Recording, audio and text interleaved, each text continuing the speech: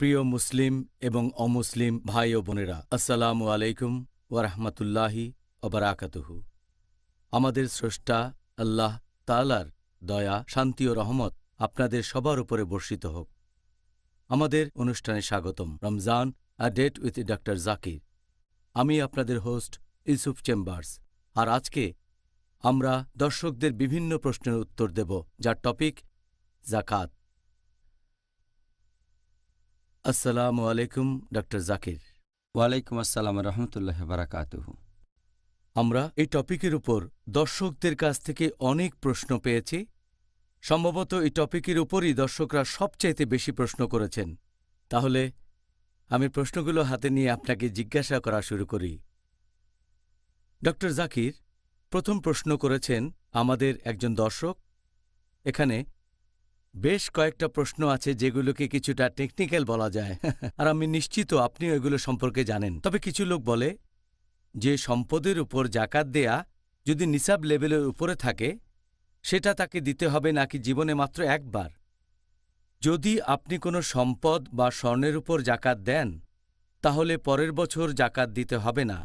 এটা নিয়ে কি বিশেষজ্ঞগণের মধ্যে মতভেদ আছে? আলহামদুলিল্লাহ ওয়াসসালাতু ওয়াসসালাম আলা রাসূলিল্লাহ ওয়া আলা আলিহি ওয়া সাহবিহি আজমাইন, আম্মা বাদ। আউযু বিল্লাহি মিনাশ শাইতানির রাজীম। বিসমিল্লাহির রহমানির রহিম। রব্বি ইশরাহ লি সাদরি ওয়া ইয়াসসির লি আমরি ওয়াহলুল উকদাতাম মিন লিসানি ইয়াফকাহু কাওলি। আপনার এই প্রশ্নটার উত্তরে বিশেষজ্ঞগণের কোনো মতভেদ নেই যে জাকাত প্রতি বছর দিতে হবে নাকি জীবনে একবার দিলেই সেটা চলবে। গত 1400 বছরে সেই সাহাবীগণদের সময় থেকে শুরু করে তারপর এখন পর্যন্ত কোনো বিশেষজ্ঞ বা কোনো আলেম বলেননি যে জাকাত জীবনে মাত্র একবার দিলেই আর কখনো দেওয়া লাগবে না। কোরআন পড়ে দেখবেন, হাদিস পড়ে দেখবেন, নবী সাল্লাল্লাহু সাল্লামের হাদিস কোনো হাদিসে পাবেন না, কোরআনের কোনো আয়াতও পাবেন না। আর কোনো বিশেষজ্ঞ কখনো বলেননি যে জাকাত মাত্র একবার দিতে হবে। অন্যান্য বিষয়গুলো তো মতভেদ আছে। এটা মাত্র কয়েক বছর আগের কথা। এই বিষয়টা নিয়ে আলোচনা করা হয়েছিল। আর সে সময় আমি ছিলাম চেন্নাইতে। এই প্রশ্নটাই আমাকে করা হয়েছিল। এই প্রশ্নটার উৎপত্তি চেন্নাইতে, সেটা দাক্ষিণাত্যে। সেখানে একজন স্থানীয় লোক এই প্রশ্নটা করেছিল।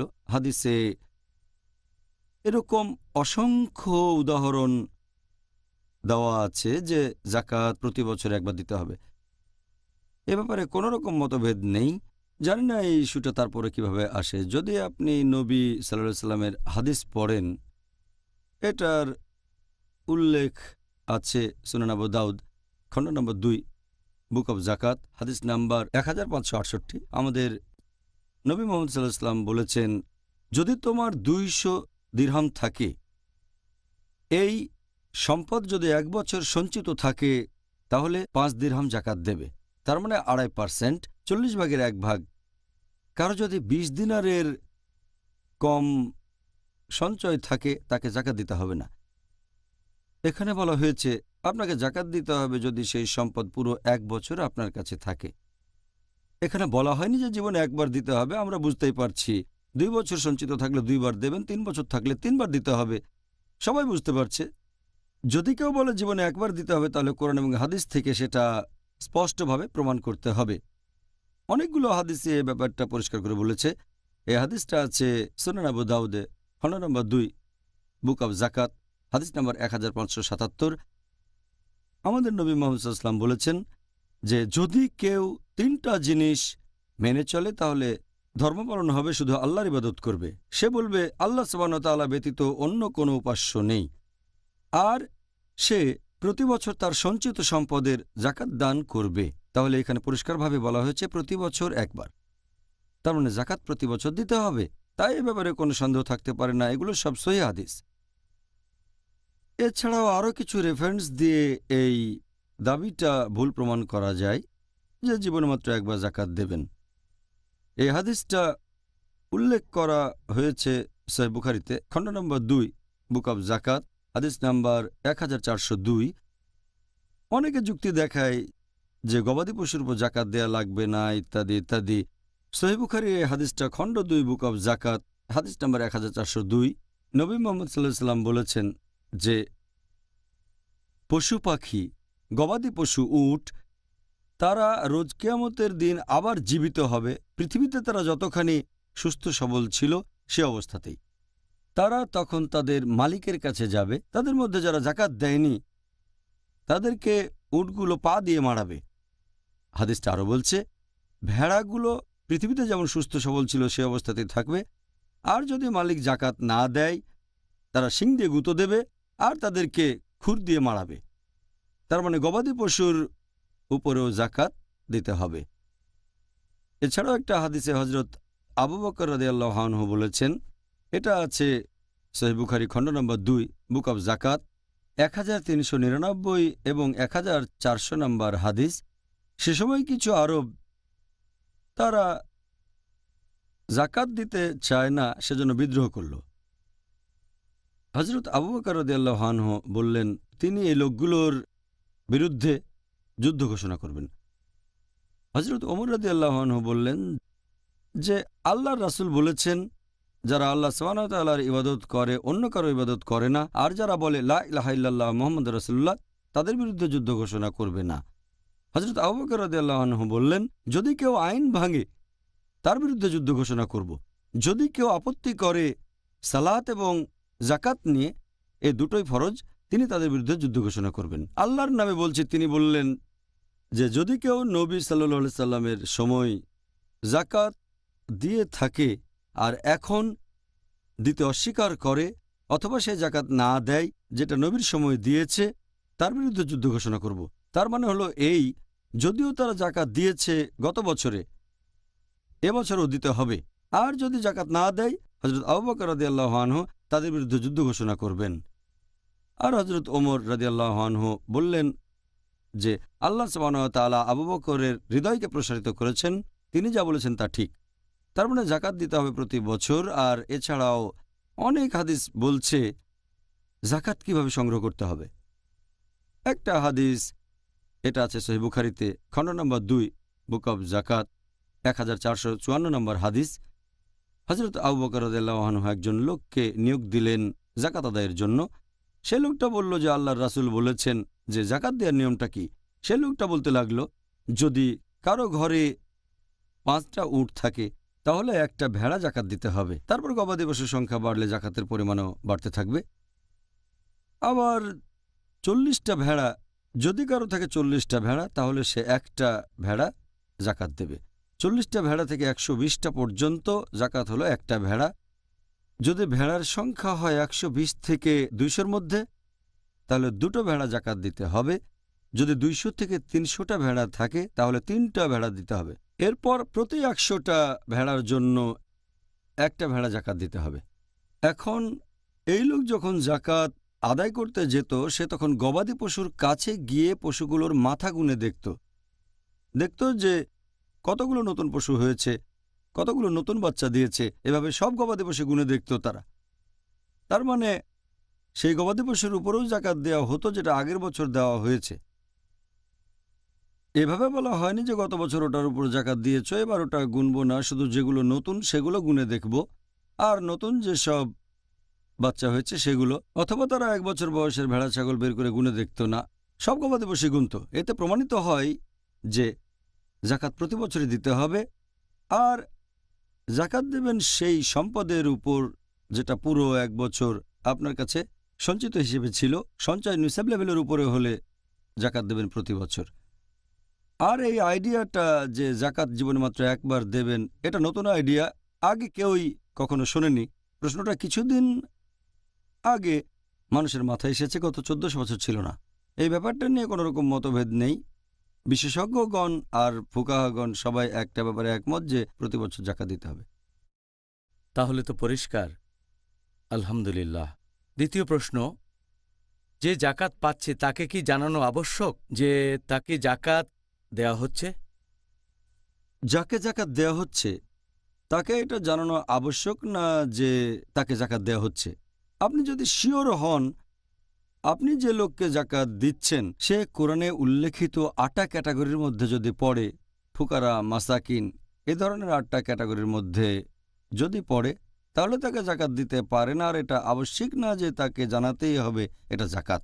যদি আপনার সন্দেহ থাকে সে এই ক্যাটাগরিতে পড়ে কিনা, তাহলে একটু খোঁজ খবর নিয়ে দেখেন। তবে স্বাভাবিক পরিস্থিতিতে তাকে জানানোটা আবশ্যিক না যে এটা জাকাতের টাকা। 3 নম্বর প্রশ্ন, জমির উপর জাকাত কিভাবে দিতে হবে? জমিটা বিক্রি করার পরে সেই টাকা দিয়ে বেশ কয়েক বছরের জাকাত দেয়ার অনুমতি কি আছে?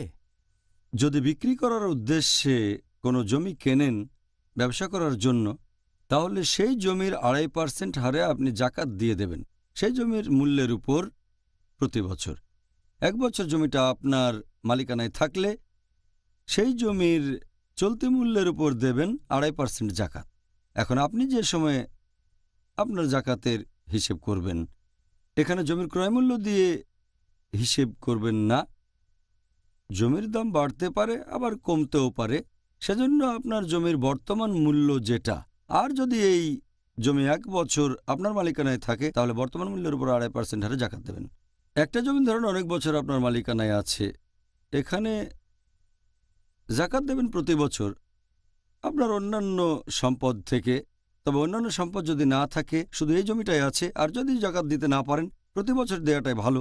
তবে যদি না পারেন, কোনো সম্পত্তি না থাকে, তাহলে একেবারে শেষ উপায় হিসেবে অবশ্য সেটা না করলেই ভালো। যদি আপনার কাছে টাকা না থাকে তাহলে বিক্রি না হওয়া পর্যন্ত জাকাতের টাকা বকেয়া রাখতে পারেন। আর যখন বিক্রি করবেন, যদি 5 বছর আপনার মালিকানায় থাকে আর জাকাত দেননি, তাহলে বিক্রি হলেই তখন জাকাত দিয়ে দেবেন, সেটা 5 গুণ 2.5%। তবে প্রতি বছর জমিটার দাম হিসেব করতে হবে আপনাকে অবশ্যই। প্রথম বছরে হয়তো ছিল এক্স, দ্বিতীয় বছরে ওয়াই, তৃতীয় বছরে জেড, এভাবে প্রত্যেক বছরের দামটা হিসেব করবেন, তারপর সেই বছরের 2.5% বের করবেন। এভাবে সবগুলো যোগ করবেন 2.5% করে 5 বছর, তারপর জমি বিক্রি হলে জাকাত দিয়ে দেবেন। সবচেয়ে ভালো হচ্ছে তাড়াতাড়ি জাকাত দিয়ে দেওয়া। ধন্যবাদ ডক্টর জাকির। এবারে পরের প্রশ্ন, 4 নম্বর প্রশ্ন, কিছু লোক বাসস্থানের উপরে ইনভেস্ট করে কারণ তারা ব্যাংকে টাকা রাখতে চায় না, কিন্তু তারা বলে যে বাসস্থানের ক্ষেত্রে জাকাত দিতে হবে শুধুমাত্র এর ভাড়ার উপরে, বাসস্থানের আসল মূল্যের উপর দিতে হবে না। এই ব্যাপারটা সম্পর্কে আপনি কি মতামত দেবেন? এ ব্যাপারে যদি বেশিরভাগ বিশেষজ্ঞের কথা বলেন, তারা যেটা বলে থাকেন যে জমিটা যদি বিক্রি করা বা কেনা হয় লাভের উদ্দেশ্যে, এ ব্যাপারে সব বিশেষজ্ঞই এক বাক্যে বলেন এটার উপরে জাকাত দিতে হবে। আগের প্রশ্নের উত্তরেও বলেছি, যখনই 1 বছর পূর্ণ হয়ে যাবে আপনি যে জমিটা কিনেছেন সেটার জাকাত দিতে হবে। তবে যদি জমি থাকে আর সেটা ভাড়া দেন, একটা বাড়ি কিনলেন তারপর সেটা ভাড়া দিলেন, বেশিরভাগ বিশেষজ্ঞ বলেন যে বাড়ির মূল্যের উপর জাকাত ধরা যাবে না। জাকাত দেবেন যে ভাড়াটা পাচ্ছেন তার উপরে। আপনি ভাড়া পেলেন, সেই টাকা যদি আপনার কাছে 1 বছর সঞ্চিত থাকে আর যদি নিসাব লেভেলের উপরে হয়, তাহলে জাকাত দেবেন ভাড়ার উপরে, সেই বাড়ি, ফ্ল্যাট বা জমির দামের উপরে না। কিন্তু এখনকার দিনে বেশিরভাগ লোক ইনভেস্টমেন্টের জন্য জমি কেনে, তারপর সেটা ভাড়া দেয়। তাহলে সমস্যাটা হচ্ছে যে লোকে জমি কিনে তারপর সেটা ভাড়া দিচ্ছে। তবে যদি মনে করে 4-5 বছর পরে জমির দাম বেড়ে গেলে সেটা বিক্রি করে দিতে পারবে, এখন জমিটা খালি ফেলে রাখবে না, সেজন্য তারা ভাড়া দেয় অন্য লোকের কাছে যার ফ্ল্যাটের প্রয়োজন আছে। এখন তাকে জাকাত দিতে হবে কি হবে না, এটা নিয়ে কিছু মতভেদ আছে, বিশেষজ্ঞগণের মতভেদ। কিছু বিশেষজ্ঞ বলেন ঠিক আছে, ভাড়ার উপরে জাকাত দেবেন যদি 1 বছরের বেশি আর নিসাব লেভেলের উপরে থাকে। যখন বিক্রি করবেন তখন জমির দামের উপর আপনি 2.5% হারে জাকাত দিয়ে দেবেন। তবে কিছু বিশেষজ্ঞ আছেন যারা কথা বলেন না, এ মতের সাথে একমত না।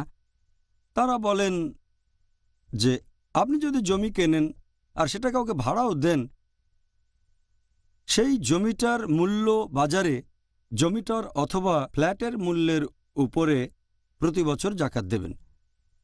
ইবনে আকিলের মতো বিশেষজ্ঞগণ কথা বলেছেন।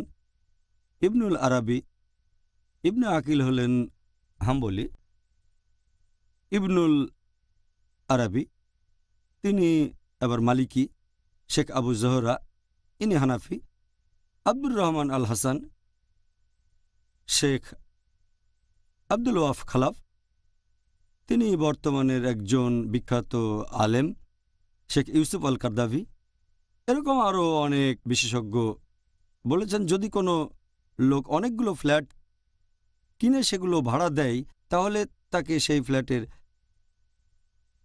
দামের উপরেও জাকাত পরিশোধ করতে হবে। কিন্তু একজন গরিব লোক, তার কোনো উপার্জন নেই, কোনো ব্যবসা নেই, আছে মাত্র একটা বাড়ি যেখানে সে থাকে, আরেকটা বাড়ি থেকে ভাড়া পায়, এখানে সবাই একমত যে সে ভাড়ার উপরে জাকাত দেবে যদি সঞ্চয় নিসাব লেভেলের উপরে থাকে। তবে অনেক ধনী লোক আছে যাদের অনেক ফ্ল্যাট, তারা এই ফ্ল্যাটগুলো কিনে সেগুলো ভাড়া দিয়েছে, এরকম প্রচুর সম্পদ আছে। তারা যদি বেশিরভাগ বিশেষজ্ঞগণের সাথে একমত হন যে জাকাত দিতে হবে শুধু ভাড়ার উপরে, ধরেন একজন লোকের 100টা ফ্ল্যাট, আর তারপর দাম পড়েছে হয়তো হাজার হাজার ডলার, আর যে ভাড়া পায় সেটা দিয়ে তার ব্যক্তিগত চাহিদাগুলো মিটে যায়, আর 1 বছর ঘোরার আগে, ভাড়া পাওয়ার আগেই সে আরেকটা ফ্ল্যাট কিনল। তাহলে যদি তার স্বর্ণের গহনাগাটি না থাকে, তখন তার জাকাতই দেওয়া লাগবে না। ধরেন 100টা ফ্ল্যাট আস্তে আস্তে হলো 110, 120, 130, হয়তো বা সেই লোক বোম্বের সবচেয়ে ধনী মানুষদের একজন হয়ে গেল, বা অন্য শহরে তার কাছে হয়তো শহরের অর্ধেক সম্পত্তি আছে, অর্ধেক সম্পদ তার। এখন যদি বলেন প্রতি বছর জাকাত দিতে হবে না, সে হয়তো একজন কোটিপতি, শহরের অর্ধেক হয়তো তারই, অথবা 4 ভাগে 3 ভাগই সে ভাড়া পাচ্ছে। যখন ভাড়ার টাকা পাচ্ছে, 1 বছর পূর্ণ হওয়ার আগেই সে টাকা দিয়ে তার চাহিদা মেটালো জমি কিনে। এখানে সে জমির উপর জাকাত দিচ্ছে না, ভাড়ার উপর দিচ্ছে। তাহলে সেই লোক দিন দিন আরও বেশি ধনী হয়ে যাচ্ছে, জমির দামের উপরে 1 টাকাও দেবে না জাকাত। সেজন্য আমি কম সংখ্যক বিশেষজ্ঞগণের সাথে একমত, যেমন ইবনুল আরাবি, ইবনে আকিল, শেখ আবু জহরা, শেখ ইউসুফ আল কারদাভি, এই বিশেষজ্ঞগণ বলেছেন যদি কারো মালিকানায় এরকম অনেক জমি থাকে আর তারা সেখানে বাড়ি বানিয়ে ভাড়া দেয়, তাহলে তাকে সেই জমির বর্তমান মূল্যের উপরেও জাকাত দিতে হবে। বাজারে সেই জমিটার অথবা সেই বাড়িটার বর্তমানে যে দাম, তার 2.5% প্রতি হিজরি সালে জাকাত হিসেবে দিয়ে দিতে হবে। আমি এই বিশেষজ্ঞগণের সাথে একমত। আর যদি নাও হয়, যদি জাকাত হিসেবে টাকা বেশি দিয়ে ফেলেন, আল্লাহ আপনাকে প্রশ্ন করবেন না, অবশ্যই সেজন্য আপনি পুরস্কার পাবেন। যদি সাদকা দেন, সেজন্য সব পাবেন। তাই যখনই মনে সন্দেহ আসবে, দূর করার চেষ্টা করবেন, সেই দিকে যাওয়ার চেষ্টা করবেন যেখানে সব বেশি পাওয়া যায়। কারণ জাকাতের পরিমাণটা কম, কিন্তু যদি বেশি দিয়ে দেন, আল্লাহ খুশি হবেন। লজিক্যাল বলে মনে হচ্ছে। প্রশ্ন 5, অনেক ধনী মুসলিম আছে যারা বিশাল বাড়ি তৈরি করে, যেটা তাদের প্রয়োজনের চাইতে অনেক বেশি। সেই বাসার উপর জাকাত দিতে হবে না যেখানে সেই লোক বসবাস করে। বাড়িটা যদি ছোটখাটো হতো তাহলে টাকাটা বেঁচে যেত, তাকে কোনো জাকাত দেয়া লাগতো না। আর যেহেতু তারা বিশাল বাড়ি বানান, সেই জন্য তারা জাকাত দেয়া থেকে অব্যাহতি পায়। আপনি কি বলবেন? এখানেও এ ব্যাপারেও বিশেষজ্ঞগণের মতভেদ আছে। সাধারণ নিয়মটা হচ্ছে, মৌলিক চাহিদাটা কি? সেটা হচ্ছে একটা বাসস্থান।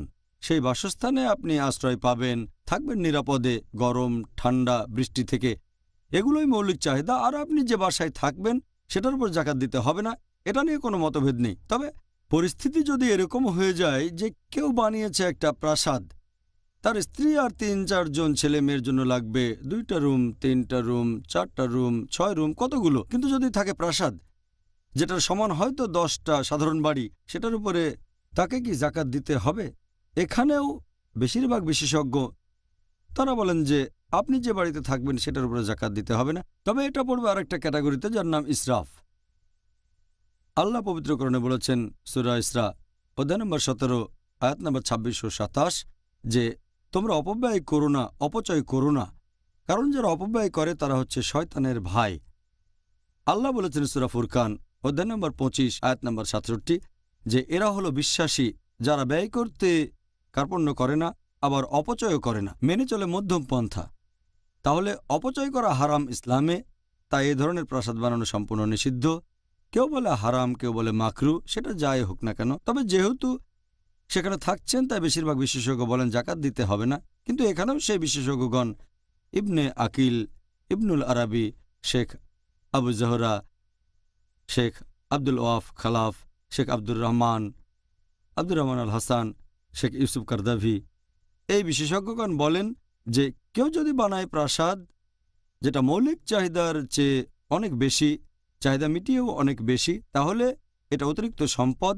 আর আমি আপনার সঙ্গে একমত, এই টাকা দিয়ে 10টা বাড়ি কিনে একটাতে থাকতে পারেন, তাহলে বাকি 9টা বাড়ির উপরে জাকাত দিতে হতো। যেহেতু বাড়িটা অনেক দামি, সেজন্য বিশেষজ্ঞগণ বলেন যে এই বাড়ির উপরেও জাকাত দিতে হবে। অথবা সেই লোকের অনেকগুলো বাড়ি আছে, বাড়িগুলোর উপরে জাকাত দেবে, আমি এটার সাথে একমত। আর যদি জাকাত নাও হয়, সেই ধনী লোক সে যদি 2.5% আর জাকাত দেয়, এটা তার জন্যই ভালো। শেষ বিচারের দিনে এই কাজগুলো তার পক্ষে কথা বলবে, আর সেজন্য আমার মতে এরকম বাড়ির উপরে জাকাত দিতে হবে, এটা বেশি ভালো। অনেক ধন্যবাদ ডক্টর জাকির। পরের প্রশ্নটাও করেছেন একজন দর্শক।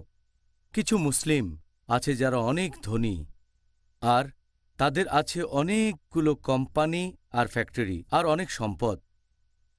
এখন তাদেরকে কি যাবতীয় সম্পদের উপর জাকাত দিতে হবে যেগুলোর তারা মালিক, নাকি শুধুমাত্র পণ্যদ্রব্যের উপর জাকাত দিতে হবে? এই ব্যাপারটা নিয়েও মতভেদ আছে, তবে সাধারণ নিয়মটা হচ্ছে আপনি আপনার ব্যবসার বিভিন্ন মালপত্রের উপর জাকাত দেবেন যেগুলো কেনাবেচা করবেন, তবে আপনার ব্যবসার জায়গাটার উপরে জাকাত দেবেন না। যাতায়াতের জন্য যানবাহন ব্যবহার করলে সেটার উপর জাকাত দিতে হবে না। এখানে শুধু ব্যবসায় ব্যবহৃত মালপত্রের উপর জাকাত দেবেন।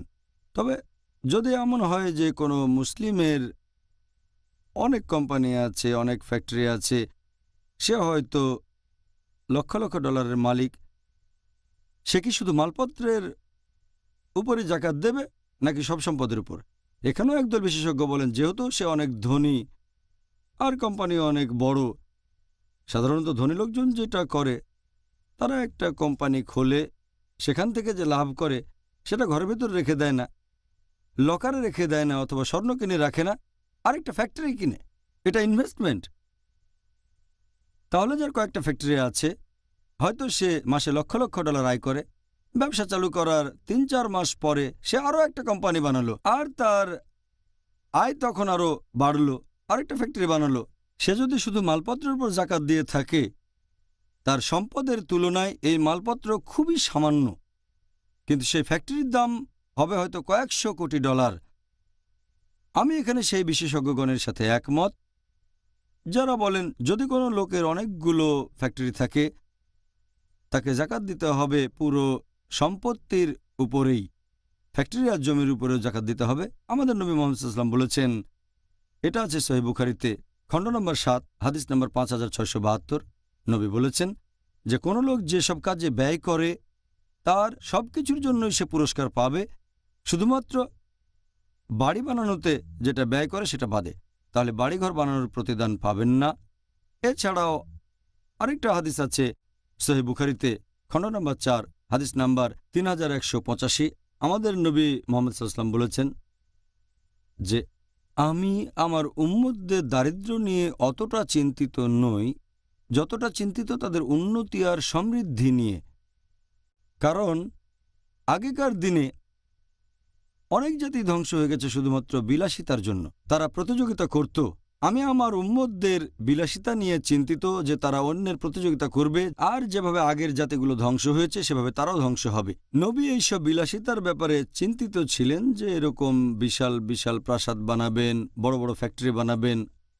আর এখানে একটা উদাহরণ দিচ্ছি। ধরেন এরকম একটা ঘটনা যে কিছু শেয়ার কিনলেন স্টক মার্কেটে, হালাল স্টক, হালাল শেয়ার, যেটা হচ্ছে হালাল কোম্পানি। এখন বিশেষজ্ঞগণকে জিজ্ঞেস করেন এই শেয়ারের উপর কি জাকাত দিতে হবে, তারা বলবেন হ্যাঁ। শেয়ারটার যে মূল্য এনএভি, নেট অ্যাসেট ভ্যালু, সেটার উপর জাকাত দিতে হবে। যখন আপনি কোনো কোম্পানির শেয়ার কিনছেন, সেই শেয়ারের দামের মধ্যে কোম্পানির সব সম্পত্তি আছে, দামটা শুধু মালপত্রের না। তাহলে যখন শেয়ার কিনছেন স্টক মার্কেট থেকে একটা কোম্পানির, তখন সেই শেয়ারের পুরো দামের উপরে জাকাত দিচ্ছেন। যদি একটা কোম্পানি সম্পূর্ণভাবে একজন মালিকানায় থাকে, তার মানে সে হলো কোম্পানির একমাত্র শেয়ার হোল্ডার। স্টক মার্কেটে যখন 1-2% শেয়ার কিনছেন, সেই 1-2%-এর পুরো জাকাত দিচ্ছেন। এটার মধ্যে আছে জমির দাম, সবকিছু। এখানে পুরো কোম্পানিটা তার, কিন্তু জাকাত দেবেন শুধু মালপত্রের। এভাবেই পার্থক্যটা দেখানো যেতে পারে। শেয়ারের ক্ষেত্রে পুরো সম্পদের উপর জাকাত দিচ্ছেন, একইভাবে কোম্পানির মালিক হলেও পুরো সম্পদের উপর জাকাত দেবেন। আর ইনশাল্লাহ এতে করে লোকের সম্পদ আরও বাড়বে। সওয়াবও বাড়বে ইনশাআল্লাহ। সবচেয়ে ভালো যে আল্লাহ বলেছেন সূরা তাওবা অধ্যায় 9 আয়াত 34 ও 35 যে তোমরা স্বর্ণরৌপ্য পুঞ্জীভূত করো না। অনেক লোকই আছে যারা স্বর্ণ আর রৌপ্য জমিয়ে রাখে আর তা থেকে আল্লাহ তাআলার পথে ব্যয় করে না, সেটার জাকাত দেয় না। তাদের ভয়ঙ্কর শাস্তির সংবাদ দাও। দোজখের আগুনে তাদের সেই সম্পদ উত্তপ্ত করা হবে, তারপর সেটা দিয়ে ছাপ দেওয়া হবে তাদের কপালে, শরীরের সামনে আর পেছনে। সেদিন তাদের বলা হবে তোমাদের পুঞ্জীভূত সম্পদের স্বাদ গ্রহণ করো। তাই আমি সেই বিশেষজ্ঞগণের সাথে একমত যারা বলেন যে কোনো প্রাসাদ থাকলে তার উপর জাকাত দিতে হবে, অনেক বাড়ি থাকলেও জাকাত দিতে হবে। যদি জমি কোথাও ভাড়া দেন তার উপরও জাকাত দিতে হবে। ফ্যাক্টরির উপর জাকাত দেবেন। তার ব্যাপারটা দেখেন, সেই লোক যদি আসলে অনেক ধনী হয়, অনেক টাকার মালিক, তার সব সম্পত্তিরই জাকাত দিতে হবে। আর আমি জানি মৌলিক চাহিদার উপর কোনো জাকাত দিতে হবে না, তবে এটা নিরাপদ আখিরাতের জন্য। এভাবে ফ্যাক্টরি এবং জমির উপরে জাকাত দিলে আখিরাতের জন্য ভালো, সে দোজখের আগুন থেকে দূরে থাকতে পারবে। আপনাকে অনেক ধন্যবাদ ডক্টর জাকির। একজন মহিলা, ধরেন তার কোনো সম্পদ নেই, শুধু কিছু অলংকার আছে। সেই অলংকারের উপর জাকাত দিতে হলে তার কিছু অলংকার কি বিক্রি করা উচিত? যদি অলংকার বা গহনার কথা বলেন, যদি স্বর্ণ হয় আর যদি সেটা নিসাব লেভেলের উপরে থাকে, 85 গ্রাম স্বর্ণ বা তার চেয়ে বেশি, তাহলে জাকাত বাধ্যতামূলক। যদি রৌপ্য হয় তাহলে পরিমাণ হবে 595 গ্রাম অথবা তার বেশি।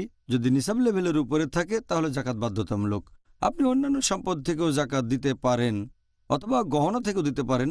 যদি অন্য কোনো উৎস থাকে সেখান থেকে দেবেন প্রত্যেক বছরই 2.5% সেই স্বর্ণ অথবা রৌপ্য গহনার যে দাম আসে।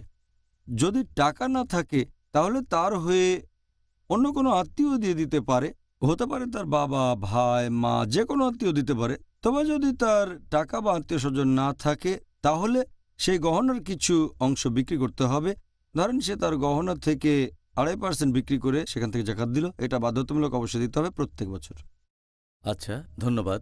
এবারে পরের প্রশ্নটা হল, যদি প্রতি বছর 2.5% জাকাত দেওয়া হয় সঞ্চয় বা অলংকারের উপর প্রত্যেক হিজরি বছরে, তাহলে 40 বছর পরে তার কোনো সম্পদই থাকবে না।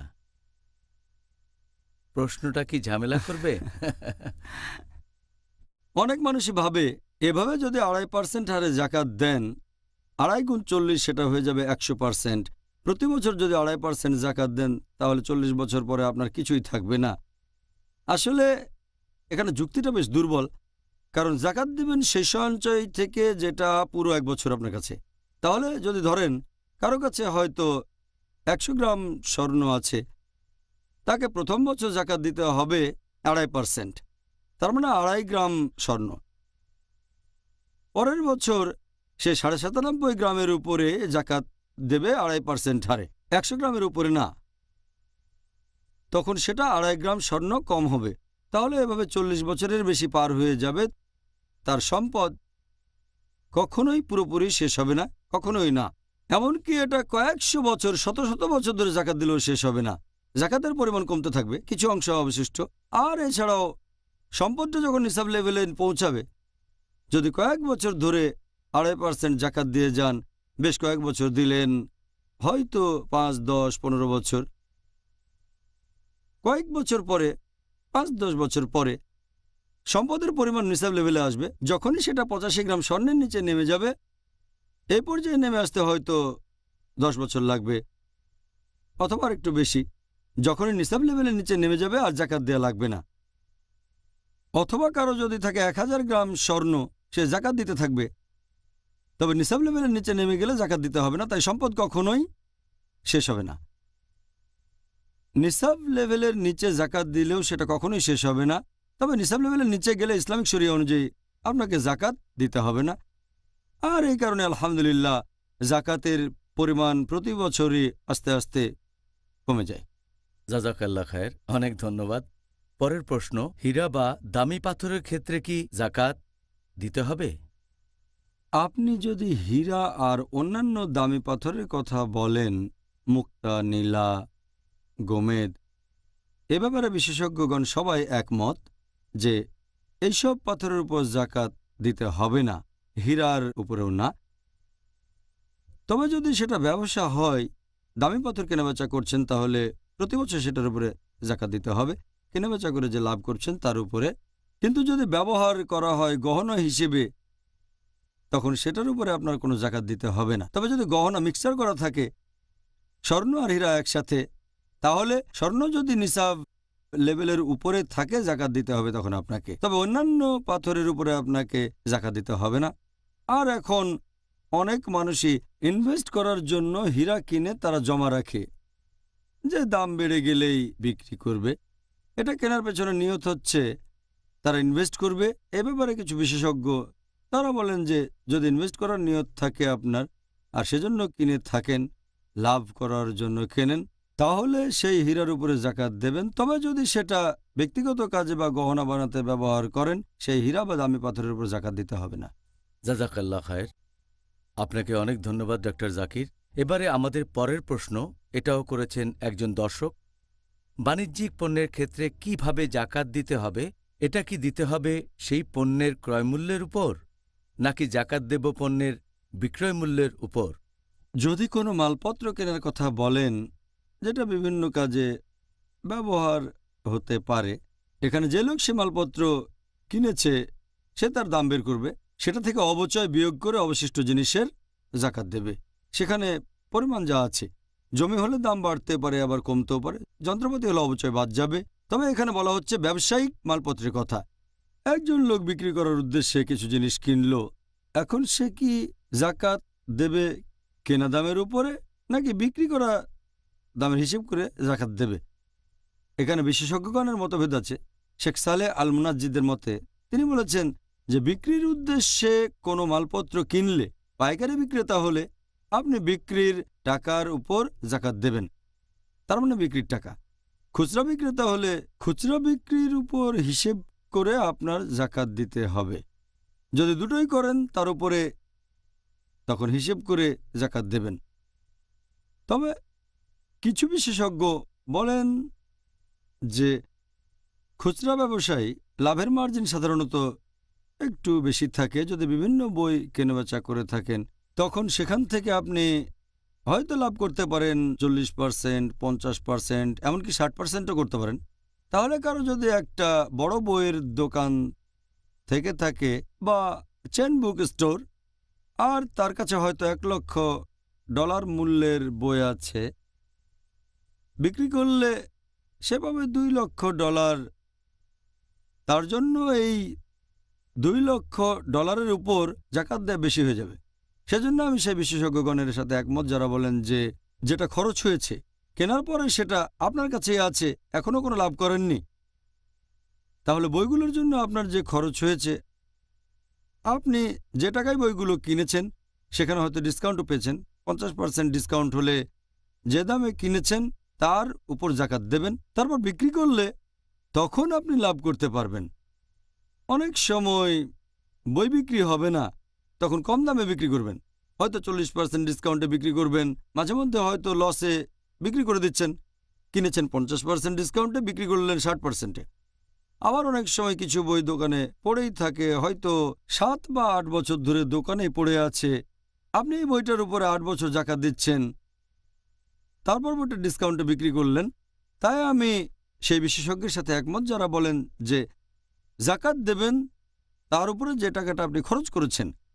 তখন যদি খরচটা বেশি হয়ে যায়, যেমন ধরেন $100 দিয়ে কিছু জিনিস কিনলেন বা 100 টাকায় 50% ডিসকাউন্ট পেলেন, তাহলে আপনার খরচ হচ্ছে $50 বা 50 টাকা।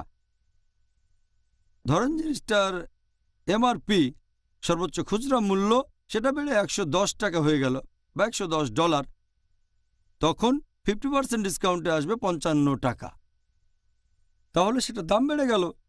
তবে এখনও বিক্রি করেননি, এখনও জানেন না দামটা পুরো ধরবেন নাকি ডিসকাউন্টে দেবেন নাকি এরকম কিছু। সেজন্য আমি এই ব্যাপারে বলি যা খরচ হয়েছে, যে ডিসকাউন্ট পাচ্ছেন বর্তমান দামের সাথে তুলনা করে, তারপর আপনি হিসেব করে বের করবেন যে এই মালপত্রের আপনার কত খরচ হয়েছে। 1 বছর গচ্ছিত অবস্থায় থাকলে সেটার উপর হিসেব করে জাকাত দেবেন। বাহ, সুন্দর, ধন্যবাদ। পরের প্রশ্ন, কোম্পানি কোনো যানবাহন বা গাড়ি ভাড়া করলে সেই ভাড়ার টাকার উপরে কি জাকাত দিতে হবে? যদি যানবাহন ভাড়া নেয়ার ব্যাপারে বলতে হয়, বাড়ি ভাড়া নেয়ার ক্ষেত্রেও একই নিয়ম প্রযোজ্য, একই রকম। তাই বেশিরভাগ বিশেষজ্ঞ বলেন যে যদি যানবাহন ভাড়া নেওয়া হয় যাকাত দেয়া লাগবে না সেই যানবাহনের উপর। ধরেন সেটা চালায় একজন ট্যাক্সি ড্রাইভার, আর সে খুব গরিব লোক, মাত্র একটাই ট্যাক্সি, হয়তো সে মাসে মাত্র কয়েক হাজার ডলার আয় করে অথবা কয়েক হাজার টাকা। আর এখানে যদি তাকে সেই গাড়িটার দামের উপর জাকাত দিতে হয় ট্যাক্সির উপর, সেটা অবিচার হয়ে যাবে। সেজন্য আমার মতে গাড়ির উপর জাকাত দিতে হবে না। অন্যদিকে যদি এমন কেউ থাকে যার অনেকগুলো গাড়ি আছে, হয়তো কয়েক হাজার গাড়ি আছে, বিভিন্ন কোম্পানি আছে যাদের অনেকগুলো বড় বড় গাড়ি আছে, তাদের জন্য এই গাড়ি এক ধরনের সম্পদ। গাড়িগুলো ভাড়া দিয়ে তারা প্রতি মাসে আরও নতুন নতুন গাড়ি কিনতে পারে। তাই আমার মতে যদি তার অনেকগুলো গাড়ি থাকে আর সেগুলো যদি ভাড়া দেয়, তাহলে সেটার ক্রয়মূল্য অবচয় বাদ দিয়ে গাড়িটা যে দামে কেনা হয়েছে সেটা ধরবেন না, সেটা থেকে অবচয় বাদ দেবেন, প্রতি বছরের অবচয় হিসেব করবেন, তারপর যে দামটা আসবে তার উপরে জাকাত দিতে হবে। সেটাই সবচেয়ে ভালো। আমি এই বিশেষজ্ঞগণের সাথে একমত। শেখ কারদাভি, ইবনে আকিল, ইবনুল আরাবি, শেখ আবু জোহরা, আব্দুর রহমান আল হাসান, ইনাদের সাথে আমি একমত। পরের প্রশ্ন আরেকজন দর্শক, এমন কিছু মুসলিম আছে যারা অনেক বছর ধরে জাকাত দেয় না। এখন তারা যদি অনুশোচনা করতে চায় তাহলে তাদেরকে কি আগের বছরগুলোর জাকাত দিতে হবে? যদি দিতে হয় তাহলে সেই জাকাতটা কিভাবে হিসাব করবে? কারণ তাদের কাছে কোনো রেকর্ডপত্র নেই যে কত বছর ধরে কি পরিমাণ জাকাত তাদের দেয়া হয়নি। এ প্রসঙ্গে আমি আগেও বলেছি যে রমজান হচ্ছে অনুশোচনার মাস। এই অনুশোচনার কয়েকটা শর্ত আছে। যদি কোনো অন্যায় করেন, গুনাহ করেন, সেটা তখনই বন্ধ করবেন, ভবিষ্যতে আর করবেন না। আর যদি শুধরাতে পারেন, আপনি এখন জানেন জাকাত না দেয়াটা খারাপ, মানছেন জাকাত না দেয়া খারাপ, বন্ধ করেন। তার মানে জাকাত দেওয়া বন্ধ করবেন না, জাকাত দিয়ে যান। আর খেয়াল রাখবেন ভবিষ্যতে যেন কখনো জাকাত মিস না করেন। প্রতি বছর জাকাত দেবেন, আগের ভুলগুলো শুধরাতে পারেন। তার মানে আগের জাকাতগুলো দেবেন, কারণ জাকাত হচ্ছে গরিব মানুষের হক। 8 ক্যাটাগরির মানুষকে তাদের প্রাপ্য জিনিস থেকে আপনি বঞ্চিত করেছেন, সেটা আসলে তাদের পাওনা। তাহলে যদি আগের জাকাত না দেন আর বুঝতে পারেন যে জাকাত দিতে হবে, সেখানে আনুমানিক হিসেব করবেন যে আগের বছরগুলোতে জাকাত কেমন আসতে পারে। 5 বছর জাকাত না দিলে আনুমানিক একটা হিসেব, যদি সঠিকভাবে হিসেব করতে পারেন আমার এই সম্পত্তি ছিল, তাহলে তার উপর জাকাত দেন। যদি সেটা করতে না পারেন তাহলে আন্দাজ করতে পারেন, আনুমানিক একটা হিসেব বের করবেন, সেটা 5 বছর, 10 বছর বা 15 বছরের। প্রতি বছর আপনার উদ্বৃত্ত সম্পদ বা সঞ্চয়ের 2.5% হিসেব বের করে যত তাড়াতাড়ি সম্ভব দিয়ে দেবেন। যত তাড়াতাড়ি দেবেন ততই ভালো, তাহলে আসলে অনুতপ্ত হয়েছেন। ইনশাআল্লাহ আল্লাহ আপনার সম্পদ বাড়িয়ে দেবেন। জাজাকাল্লাহ খায়ের। ডক্টর জাকির, পরের প্রশ্ন, আমাদের একজন দর্শক জানতে চাচ্ছেন সেই লোকের জাকাত কি কবুল করা হবে যদি সে জাকাত দিয়ে ফেলে এমন কোনো একজন অযোগ্য লোককে ভুল করে? যদি কেউ কোনো অযোগ্য লোককে জাকাত দিয়ে ফেলে ভুল করে, আল্লাহ তাআলা তাকে ক্ষমা করবেন। আল্লাহ পবিত্র কোরআনে বলেছেন যে আল্লাহ তার বান্দাদের পাকড়াও করবেন না যদি তারা ভুল করে বা ভুলে যায়। ভুল করলে ইনশাআল্লাহ আল্লাহ ক্ষমা করবেন। আর একটা হাদিস, এটা আছে সহিহ বুখারীতে, খণ্ড নম্বর 2, বুক অব জাকাত, হাদিস নাম্বার 1421। একবার এক লোক কিছু দান খয়রাত করল, আর সে নিজের অজান্তেই দান করে বসল একজন চোরকে। পরের দিন মানুষজন বলাবলি করতে লাগলো যে লোকটা দান করেছে একটা চোরকে। লোকটা বলল, সমস্ত প্রশংসা আল্লাহর, আমি আবার দান করব। সে বাইরে গিয়ে না জেনে দান করলো এক ব্যভিচারিণীকে। পরের দিন মানুষজন আবার বলাবলি করতে লাগলো, ও এবারে দান করেছে একজন ব্যভিচারিণীকে। লোকটা বলল, সমস্ত প্রশংসা আল্লাহর, আমি আবার দান করব। পরের দিন সেই লোক জাকাত দিতে গিয়ে ভুল করে দিল একজন ধনী লোককে। আবার মানুষজন বলতে লাগলো, ও এবারে দান করেছে ধনী লোককে, ও সমস্ত প্রশংসা আল্লাহর। সে তখন আল্লাহর কাছে দোয়া করতে লাগলো যে সে ভুল করেছে। তখন আরেকজন লোক তার কাছে এসে বলল যে ইনশাল্লাহ এই দান কবুল করা হবে। তুমি হয়তো জানো না, দান করেছো হয়তো কোনো চোরকে ব্যভিচারিণীকে আর ধনী লোককে। তুমি নিজেও জানো না এই দানের কারণে এই চোর হয়তো আর চুরি করবে না, সে সরল পথে চলে আসবে। তুমি নিজেও জানো না যে ব্যভিচারিণীকে দান করেছ সে হয়তো আর ব্যভিচার করবে না, অবাধ যৌনাচার ছেড়ে দেবে, সরল পথে চলে আসবে। তুমি নিজেও জানো না যে ধনী লোককে তুমি দান করেছ হয়তো সেই লোকের মন নরম হয়ে যাবে আর সে আল্লাহ সুবহানাহু ওয়া তাআলার পথে ব্যয় করা শুরু করবে। এই হাদিস বলছে তার নিয়ত ছিল ভালো। তাহলে কেউ যদি ভুল করে এমন কাউকে জাকাত দেয় যে আসলে যোগ্য নয়, যদি সে সত্য জানতে যথাসাধ্য চেষ্টা করে তারপরও ভুল হয়ে যায়, ইনশাআল্লাহ আল্লাহ সেটা কবুল করবেন। তবে যদি সন্দেহ থাকে খোঁজখবর নেওয়া উচিত, কিন্তু ভুল হয়ে গেলে ইনশাআল্লাহ আল্লাহ তাকে দায়ী করবেন না, তার জাকাত কবুল করা হবে। অনেক ধন্যবাদ ডক্টর জাকির। এবারে আমাদের এই অনুষ্ঠানের শেষ প্রশ্ন ডক্টর, যার টপিক জাকাত, যে এই দুইটার মধ্যে পার্থক্যটা কি, সদকা এবং জাকাত? সংজ্ঞা অনুযায়ী জাকাত মানে বিশুদ্ধ করা, বৃদ্ধি করা, এর মানে মহত্ব এবং আশীর্বাদ। আর সাদকার মূল আরবি শব্দ হচ্ছে সিদ, যার মানে আন্তরিকতা, অর্থাৎ আল্লাহ সুবহানাহু ওয়া তাআলার প্রতি বিশ্বাসে আন্তরিকতা। এখন ইসলামিক শরিয়া অনুযায়ী জাকাত এটা হচ্ছে একটা বাধ্যতামূলক বার্ষিক দান। যেসব মুসলিমের সঞ্চয়ের পরিমাণ বা উদ্বৃত্ত সম্পদ নিসাব লেভেলের উপরে আছে, সেটা যদি তার কাছে 1 বছর থাকে তাহলে সেটার উপর প্রতি বছর 2.5% জাকাত দিতে হবে। আর সাদকার ব্যাপারে যদি বলেন, এটা একটা ঐচ্ছিক দান। জাকাত দেওয়াটা আল্লাহর ইবাদত, আল্লাহ তাআলার আদেশ মেনে চলা। সাদকা দেওয়াটা আল্লাহর ইবাদত, আল্লাহর আদেশ মেনে চলা, তবে এটা ঐচ্ছিক। জাকাত আর সাদকার মধ্যে প্রধান পার্থক্য হচ্ছে জাকাতের ক্ষেত্রে কিছু শর্ত পূরণ করতে হবে। 1 নাম্বার, এটা হতে পারে বিশেষ কিছু জিনিসের উপর, যেমন হতে পারে স্বর্ণ, রৌপ্য, স্বর্ণ বা রৌপ্যের অলংকার, পণ্যদ্রব্য, হতে পারে ব্যবসার কাজ, কৃষিদ্রব্য, গবাদি পশু, এরকম বিভিন্ন জিনিস। সদকার ক্ষেত্রে আপনার কোনো সম্পদ থাকতে হবে না, আপনি সদকা দিতে চাইলে দিয়ে দিতে পারেন। আর 2 নাম্বার, জাকাতের ক্ষেত্রে এই সঞ্চয় বা উদ্বৃত্ত সম্পদ আপনার কাছে গচ্ছিত থাকবে পুরো 1 বছর, তারপর দেবেন জাকাত। সদকার ক্ষেত্রে আপনার কাছে কোনো নির্দিষ্ট পরিমাণ সম্পদ নির্দিষ্ট সময়ের জন্য থাকতে হবে না, আপনি চাইলে যে কোনো সময় সদকা দিয়ে দিতে পারেন। 3 নম্বর পয়েন্ট, জাকাতের ক্ষেত্রে একটা নিসাব লেভেল থাকতে হবে। যখন নিসাব লেভেলে পৌঁছাবে, যেমন ধরেন আপনার কাছে স্বর্ণ আছে 85 গ্রাম, তখন দিতে হবে জাকাত, অথবা রৌপ্য 595 গ্রাম, এর কম হলে জাকাত লাগবে না। সদকার ক্ষেত্রে সম্পদ যাই হোক কম বা বেশি, আপনি চাইলে সদকা দিতে পারেন।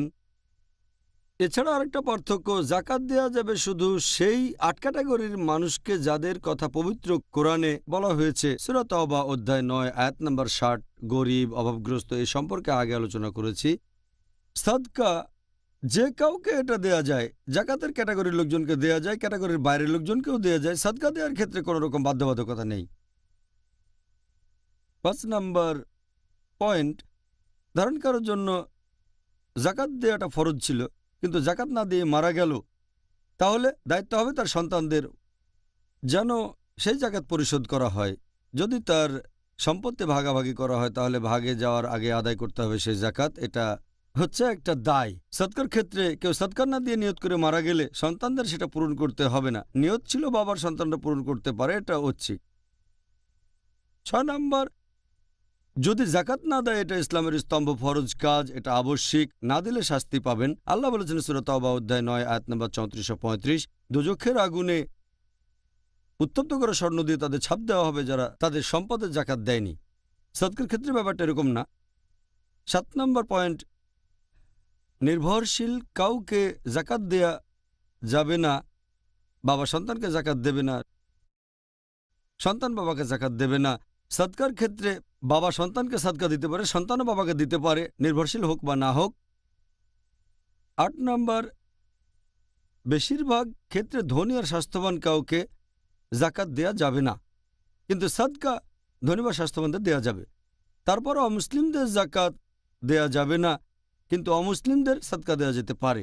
এ হচ্ছে জাকাত এবং সদকার মধ্যে প্রধান 12টা পার্থক্য। তাহলে আপনাকে অনেক ধন্যবাদ ডক্টর জাকির। আমাদের অনুষ্ঠান এখানেই শেষ। আমি আশা করছি আমাদের দর্শকরা খুব ভালোভাবেই বুঝতে পেরেছেন এই জাকাত জিনিসটা কি, কে জাকাত গ্রহণ করবে, আর এই জাকাতের পরিমাণ কিভাবে হিসাব করা হয় ইত্যাদি, যেগুলোর ভিত্তি হল আমাদের নবী মুহাম্মদ সাল্লাল্লাহু আলাইহি সাল্লামের সহি হাদিস আর অবশ্যই আল্লাহ সুবহানাহু ওয়া তাআলা প্রেরিত আসমানি কিতাব পবিত্র কোরআন, যেটা এসেছে পুরো মানুষ জাতির জন্য। জাযাকাল্লাহ খায়ের ওয়াইয়াকুম। ডক্টর জাকির। তাহলে ভাই ও বোনেরা, আমরা আমাদের এই অনুষ্ঠানের শেষ পর্যায়ে চলে এসেছি। আর আজকের অনুষ্ঠানে আমরা চেষ্টা করেছি আপনাদের পাঠানো গুরুত্বপূর্ণ সব প্রশ্নগুলো নিয়ে আলোচনা করতে, যেগুলো আপনারা পাঠিয়েছেন ইমেইলে এবং অন্যান্য বিভিন্ন পদ্ধতিতে, যেমন পোস্ট করার মাধ্যমে। আমরা আশা করছি আর দোয়া করছি আল্লাহ তাআলার কাছে যে আপনারা যেন এই অনুষ্ঠান দেখে দারুণভাবে উপকৃত হন। নিশ্চয়ই আপনারা উত্তরগুলো বেশ উপভোগ করেছেন। আজকে আমাদের এই অনুষ্ঠানে রমজান আর ডেট উইথ ডক্টর জাকির, এখানে আমি ছিলাম আপনাদের হোস্ট ইউসুফ চেম্বার্স। আর আগামীকাল আমাদের আলোচনা করার যে টপিকটা, যেটা আসলে খুবই গুরুত্বপূর্ণ টপিক, আর সেটা হলো লাইলাতুল কদর। আপনাদের সাথে আবারও দেখা হবে আগামীকাল একই সময়ে। আসসালামু আলাইকুম ওয়া রাহমাতুল্লাহি ওয়া বারাকাতুহু।